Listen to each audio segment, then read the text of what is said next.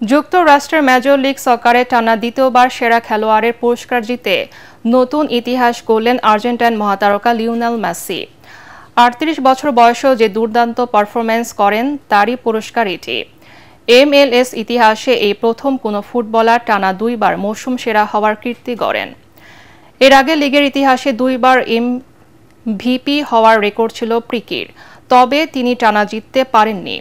Messi সেই record ভেঙে নিজেকে নিয়ে গেলেন অনন্য উচ্চতায়। পুরস্কার পেয়ে উচ্ছ্বসিত বিশ্বকাপ জয়ী তারকা সব কৃতিত্ব দিলেন সতীর্থদের। টানা 2 বছর জিতে ইতিহাসের অংশ হতে পেরে আমি গর্বিত। তবে এই সম্মান আমার সতীর্থদের সঙ্গে ভাগ করে নিতে চাই। তাদের সহযোগিতা ছাড়া কিছুই সম্ভব হতো না।